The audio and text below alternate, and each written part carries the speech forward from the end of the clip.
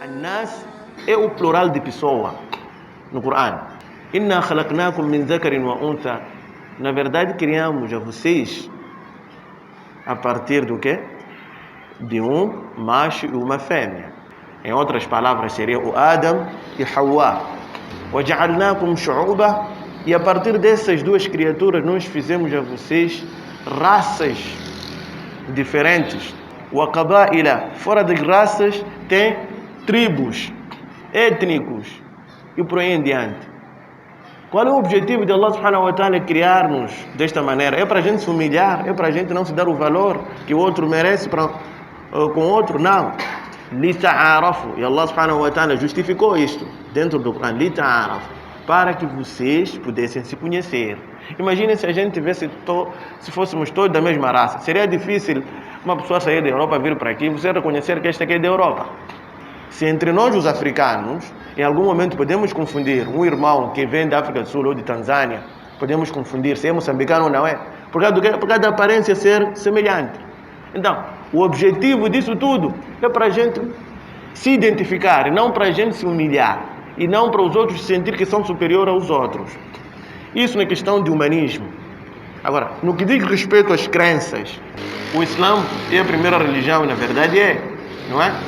Todos os profetas vieram com essa mensagem de Allah subhanahu wa ta'ala, apesar de que a legislação seria diferente e tudo mais, os objetivos é dizer para as pessoas adorarem o único Deus, o Criador deles.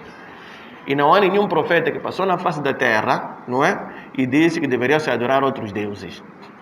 Todos, la ilaha illallah, não é? E sempre lembrar as pessoas boas maneiras de convivência.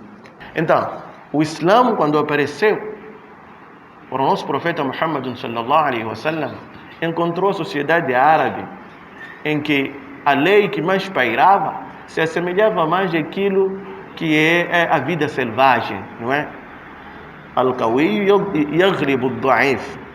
O forte derruba o fraco. Era uma sociedade, uma comunidade onde a constituição era tribal. Então, as tribos mais ricas e por aí em diante que tinham um nome. Você que não é nada deveria pertencer à classe mais baixa. Os escravos não tinham direito nenhum. As mulheres, idem. Mulher, então, não tinha nenhum direito naquela sociedade. E esta diferença, ou esse tipo de discriminação social, não era só nos árabes, até em outras zonas também, a situação era quase idêntica. Então, o nosso profeta Muhammad sallallahu alaihi wasallam, quando começa a pregar o Din, uma das coisas que começou a transmitir para os Quraishis, não é? De que as pessoas são o quê? São iguais. An-nasu sawasiyatun ka'asnan al-musht. As pessoas são iguais. E depois o profeta fez um exemplo, quer dizer, para ser mais claro e transparente na questão de igualdade. Ele assemelhou aquilo ali com o quê? Com os dentes de um pente. Ka'asnan al-musht. É como se fossem os dentes de um pente, não é? É isso que o profeta Muhammad sallallahu alaihi wasallam começou a ensinar, ensinando os princípios morais, não é? Os valores que o ser humano tem para com outra pessoa. O facto de você ser isto e aquilo não quer dizer que é superior ao outro, não é? Esses são os princípios que o nosso Din começou a ensinar. Agora, indo mais adiante, diante de uma sociedade onde há outras religiões, o que o muçulmano deve fazer? Uma das obrigações que o muçulmano tem é convidar as pessoas a aceitar este Din. Porque segundo nós, segundo o quê? A revelação que a gente teve e o ensinamento do profeta Muhammad sallallahu alaihi wasallam, a religião que é aceita perante Allah subhanahu wa ta'ala no momento em que foi proclamado, inna ad-din 'inda Allah al-Islam, é o quê? É o Islã. Com isso não quer dizer que você deve desdenhar aos outros, ou deve ofender aos outros, ou deve falar na cara que você é um perdido, Não. Mas a preocupação é de tirar as pessoas da perdição para a retidão. E para tal, existem métodos que se devem seguir. Ninguém gosta de ser desprezado. E nem se desprezar o seu princípio ou a sua crença. Por isso, Allah subhanahu wa ta'ala, quando deu ordem ao profeta Muhammad sallallahu para começar com a pregação, chamou-lhe a atenção e deu uma orientação que é muito importante para quem trabalha nesta área de pregação. Dizendo: Ud'u ila sabili rabbika bil hikma wal maw'idatul hasana.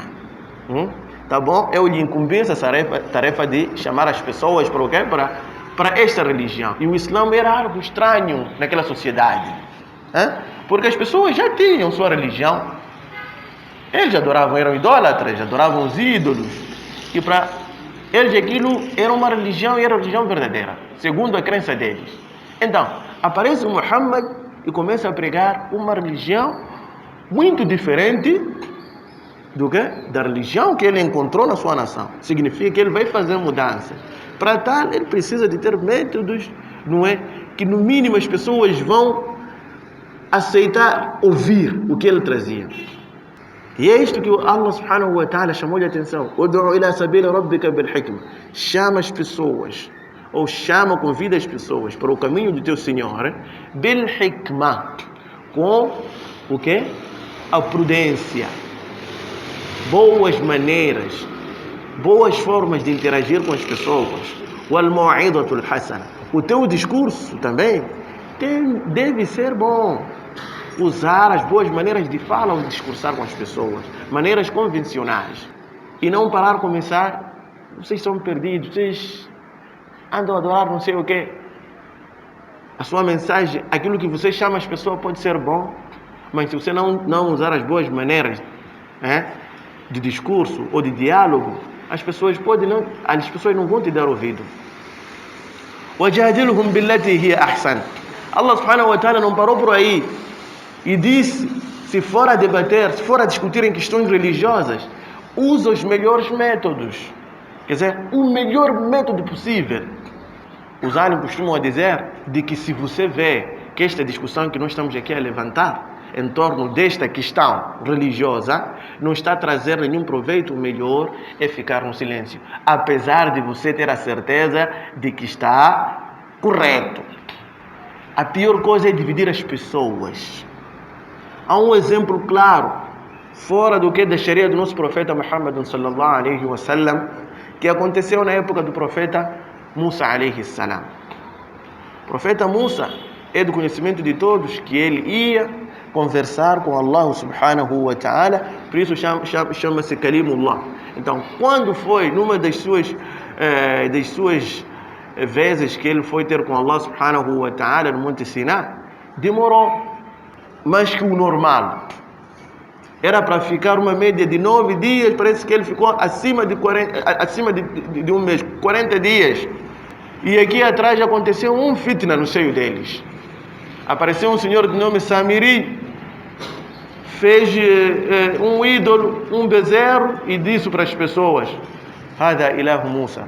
Este é que é Deus de Musa. As pessoas começaram a adorar.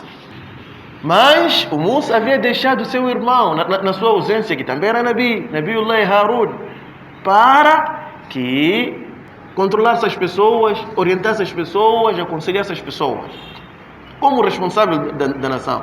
Mas as pessoas, quando começaram a fazer aquilo, e ele, quando chamou a eles, as pessoas não quiseram dar ouvido. Será que ele persistiu naquilo? Não. Ele calou. Quando seu irmão volta e encontra aquela situação, pela fúria, o Musa foi atacar a pessoa que ele havia responsabilizado, o seu irmão. Significa que ele não fez um bom trabalho, ou foi desleixado. O que ele fez? Pegou-lhe pela barba e pelos cabelos, começou a lhe puxar. Ele disse: meu irmão, ou você é filho da minha mãe. Quer dizer, dizem que são uns termos mais que trazem mais remorso a uma pessoa. Não faça isso comigo. Eu não quis insistir em debater com eles para que as pessoas, depois dessa situação, não viessem a se dividir. Depois você voltasse e dissesse para mim, farrakta baina bani Israel, foi você que dividiu o povo de Israel. Significa que ele pautou. Quer dizer, qual é a lição que a gente tira nesta história?